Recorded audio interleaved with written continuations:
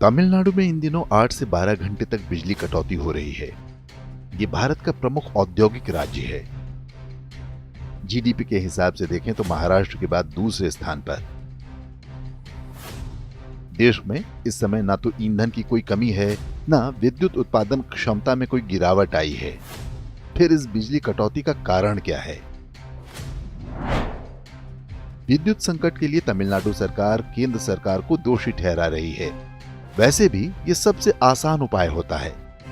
विपक्षी पार्टियों की सरकार वाले राज्य जब भी किसी संकट में होते हैं तो उसके लिए केंद्र सरकार को ही दोषी ठहराते हैं।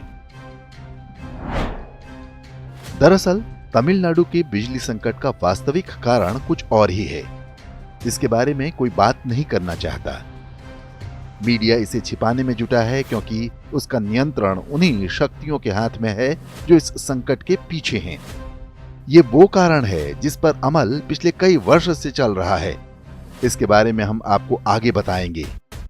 पहले तमिलनाडु के तूतीकोरिन में बनी इस फैक्ट्री को देखिए। ये वेदांता कंपनी का भारत का सबसे बड़ा कॉपर अर्थात तांबा उत्पादन केंद्र है, लेकिन ये आज बंद पड़ा हुआ है। पहले पर्यावरण का अडंगा लगाया गया, फिर हिंसा कराई गई। न्यायालय में सिद्ध हुआ कि पर्यावरण के लिए चिंता की कोई बात नहीं। फिर भी ये कारखाना नहीं खुल सका क्योंकि चर्च नहीं चाहता। इसके बंद रहने के कारण विदेशों से तांबे का आयात करना पड़ रहा है।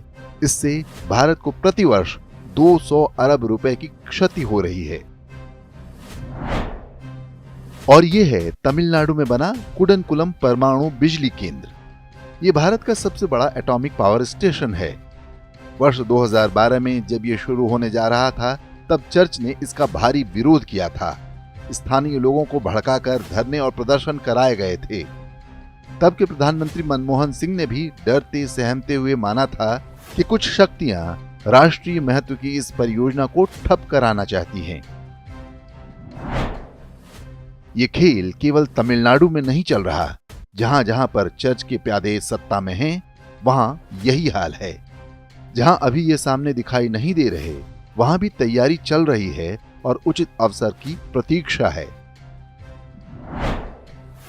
वास्तव में ईसाई धर्मांतरण गिरोहों ने निर्णय ले लिया है कि भारत को गरीब रखना है। वैसे तो ये निर्णय बहुत पहले ले लिया गया था। उसी का पालन करते हुए 70 वर्ष तक कांग्रेस ने देश को सड़क, बिजली, पानी, शौचालय, स्कूल और स्वास्थ्य जैसी आधारभूत सुविधाओं से वंचित रखा। गरीब आत्माएं सस्ती दरों पर बिकती हैं। इतने वर्षों से इसी दम पर धर्मांतरण का खेल चलता रहा, लेकिन लगता है अब ये हड़बड़ी में हैं। उन्हें भारत में विकास और बढ़ती संपन्नता डरा रही है। वे जानते हैं कि शक्तिशाली भारत हिंदू धर्म की सबसे बड़ी ढाल है।